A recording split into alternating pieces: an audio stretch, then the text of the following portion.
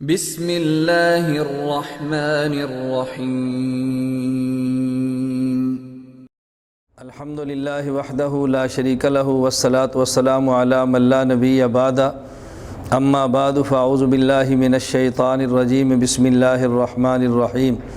انا اعطیناک الکوثر فصل لربک وانحر ان شانئک هو الابتر۔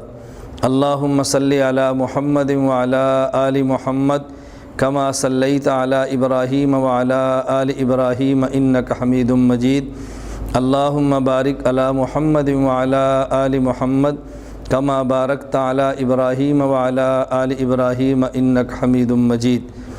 اللہ رب العزت نے حضور اکرم صلی اللہ علیہ وسلم کو سورۃ الکوثر میں اور نبی کریم صلی اللہ علیہ وسلم کے توسط سے قیامت تک آنے والے ہر کلمہ کو انسان کو حکم دیا ہے، فصل لربک وانحر، نماز کا اہتمام بھی کریں اور قربانی کا اہتمام بھی کریں۔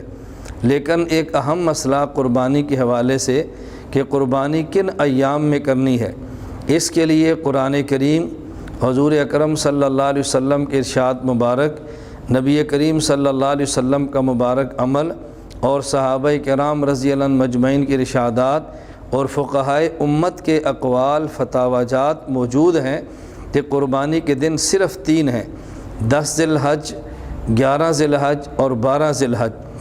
قرآن کریم سورۃ الحج میں اللہ رب العزت ارشاد فرماتے ہیں، وَيَذْكُرُ اسْمَ اللَّهِ فِي أَيَّامٍ مَّعْلُومَاتٍ عَلَىٰ مَا رَزَقَهُم مِّن بَهِیمَةِ الْأَنْعَامِ۔ اللہ رب العزت نے جو چھپائے تمہیں عطا فرمائے ہیں، ان میں مخصوص متعین دنوں میں ان پر اللہ کا نام لیا جائے، یعنی مخصوص دنوں میں ان کی خاص قربانی کا حکم ہے۔ اس ایام معلومات سے کون سے دن مراد ہیں؟ حضرت عبداللہ بن عمر رضی اللہ تعالیٰ عنہما اس آیت مبارکہ کی تفسیر میں ارشاد فرماتے ہیں، تفسیر ابن ابی حاتم الرازی میں موجود ہے، فرمایا والمعلومات یوم النحر و یومان بعدہ، کہ 10ویں ذی الحج اور اس کے بعد 11 اور 12 ذی الحج، یہ 3 دن قرآن کریم کی اس آیت کا مصداق ہے۔ اور حضرت عبداللہ بن عمر رضی اللہ تعالیٰ عنہما رسول اکرم صلی اللہ علیہ وسلم کے مبارک صحابی ہیں، اور جب کسی آیت کی تفسیر پیغمبر کا صحابی کرے، المستدرک میں یہ بات موجود ہے، فإن تفسیر الصحابی الذی شاہد الوحی والتنزیل حدیث مسند۔ حضرت امام بخاری، حضرت امام مسلم رحمہم اللہ، دونوں بزرگوں کے نزدیک پیغمبر کے صحابی کی تفسیر یہ حدیث مسند کا درجہ رکھتی ہے۔ صحیح بخاری میں روایت موجود ہے، حضرت سلمۃ بن اکوع رضی اللہ تعالیٰ عنہ فرماتے ہیں، نبی کریم صلی اللہ علیہ وسلم فرمایا، من ضحى منکم فلا یصبحن بعد ثالثۃ فبقی فی بیتہ من شیء۔ اللہ کے پیغمبر نے ارشاد فرمایا کہ اگر تم میں سے کوئی شخص قربانی کرے تو 3 دن سے زائد دن اس کے گھر میں قربانی کے گوشت میں سے گوشت موجود نہیں ہونا چاہیے۔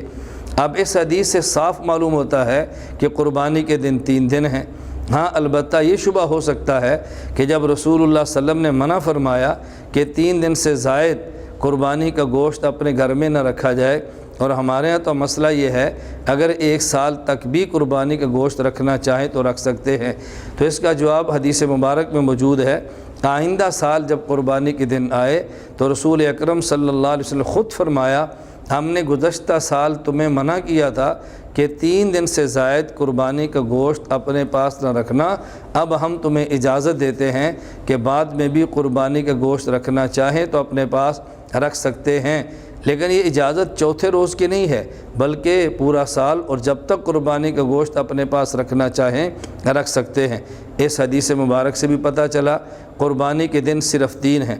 اور موطا امام مالک میں حضرت علی رضی اللہ تعالیٰ عنہ کا ارشاد موجود ہے، حضرت علی رضی اللہ عنہ فرماتے ہیں، النحر 3 ایام، قربانی کے دن یہ 3 ہیں، 10، 11 اور 12 ذی الحج۔